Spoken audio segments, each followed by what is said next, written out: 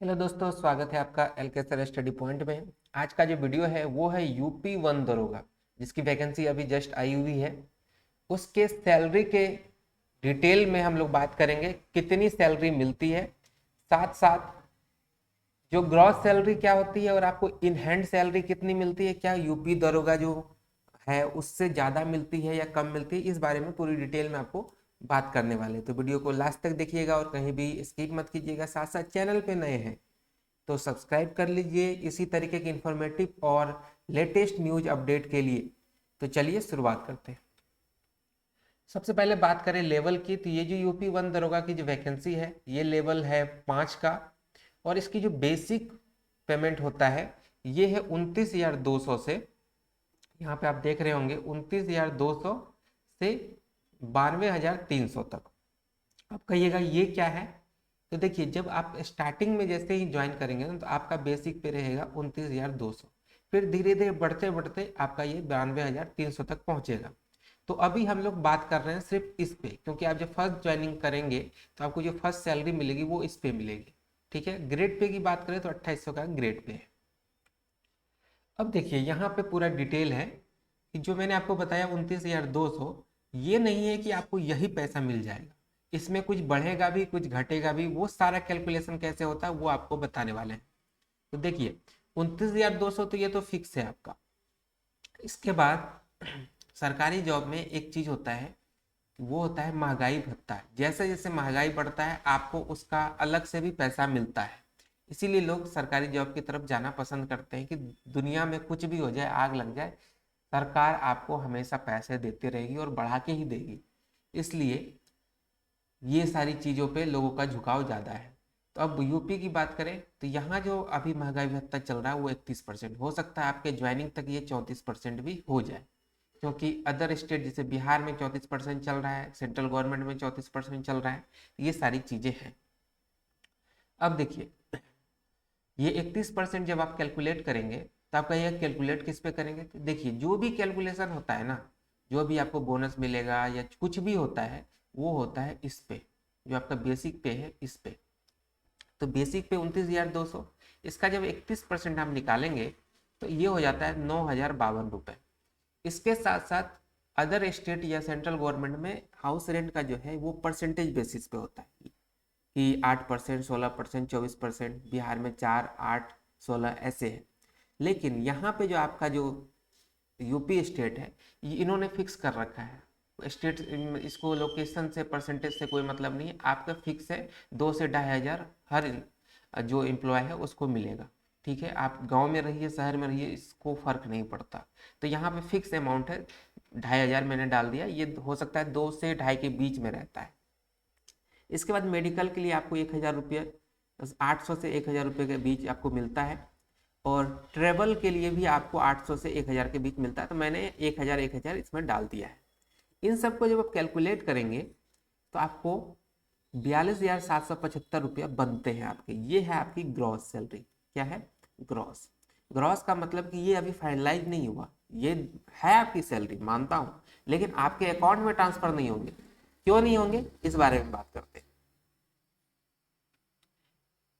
क्योंकि आपका कुछ पैसा कटेगा। किसमें कटेगा? तो ये है एक एनपीएस, जिसको आप पेंशन योजना भी कह सकते हैं। इसमें आपका 10% कट जाएगा।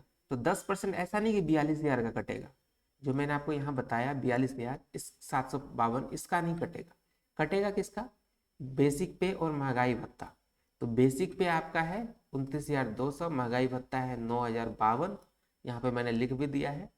इन दोनों को जब जोड़ेंगे आप तो 38,252 रुपये होता है। इसका 10% कट जाएगा। 38,252 का 10% होता है 3825.2, ये रुपए आपके कटेंगे। ठीक है, ये कट के जाएंगे कहाँ ये भी बताते हैं। पेंशन वाला जो ये एनपीएस आपका अकाउंट बनेगा उसमें आपके 10%, और इसके साथ साथ गवर्नमेंट जो है वो भी आपको 14% इसमें ऐड करेगी। तो 3825 आपका, और 14% जब आपके इसका 38,252 का आप निकालोगे तो 5355 रुपये होते हैं।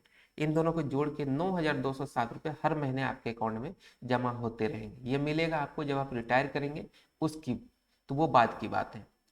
तो जब आप 42,000 सॉरी 42,000 जो मैंने यहाँ बताया था 752 रुपये, इसमें जब आप 3825 रुपये माइनस कर देते तो आपकी सैलरी हो जाती है 38,900 रुपये। ठीक है, और ये हो गई आपकी फाइनलाइज सैलरी। इसमें थोड़ा बहुत बढ़ घट सकता है, मतलब 150 या 500 के रेशियो में घट बढ़ सकता है। कुछ एक्स्ट्रा आपको हो सकता है अलाउंस मिल जाए, या हो सकता है जैसे मैंने रूम रेंट का 2500 डाला, हो सकता है आपको 2400 ही मिले या 2200 ही मिले। ठीक है, तो थोड़े बहुत इसमें 500 का डिफर देखने को मिल सकता है, लेकिन ये फाइनलाइज सैलरी है। लगभग यही आपके अकाउंट में हर महीने ट्रांसफर होगी स्टार्टिंग में। जैसे ही आप 1 साल 2 साल आपकी जॉब की हो जाएगी तो जो आपका बेसिक पे है ये बढ़ेगा। ठीक है, जैसे बेसिक पे मैंने बताया ना कि 92,300 तक जाएगा ये, तो हो सकता है 29,200 से आपका फिर 31,000 हो जाए, 34,000 हो जाए, ऐसे ये बढ़ने लगेगा जैसे जैसे आपकी जॉब का टाइमिंग बढ़ेगा। तो ये जब बढ़ेगा तो आपका महंगाई भत्ता भी कैलकुलेट उस पर होगा, तो ये आपका ऑटोमेटिक धीरे धीरे बढ़ते बढ़ते, अब आप एक चीज़ सोचिए, जब आपका बेसिक पे 92,300 यानी कि लास्ट जो दिया हुआ है वहां पहुंच जाएगा, तो आप सोचिए कि इस ये तो आपका है ही, इसके साथ साथ 31% और इसका 31% आप मान के चलिए कि 30,000 के समथिंग, तो मतलब 1,20,000 रुपये आपके तो ऐसे ही दिख रहे हैं कि आपको मिलना ही है। ये वाला सीन रहेगा, तो उस पर नहीं जाते, आपको अभी स्टार्टिंग वाली सैलरी आपकी फाइनलाइज हो गई ये। अब कुछ लोग पूछ रहे थे कि क्या जो नॉर्मल दरोगा होते हैं यूपी में, उनका और वन दरोगा का सैलरी सेम है?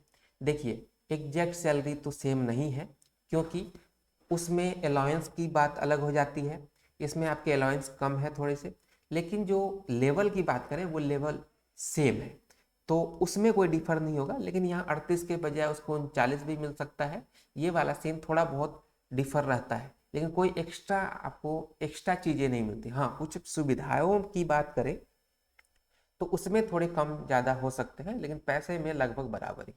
तो ये थी आज की इन्फॉर्मेशन। तो आशा करते हैं वीडियो अच्छा लगा होगा। अच्छा लगा तो लाइक कर दीजिए, शेयर कर दीजिए, और अपने दोस्तों के साथ बताइए कि ये चैनल है जिसपे एजुकेशन कंटेंट के साथ साथ इन्फॉर्मेटिव कंटेंट भी मिलता है। तो मिलते हैं एक नए वीडियो में, तब तक के लिए बाय, टेक केयर एंड जय हिंद।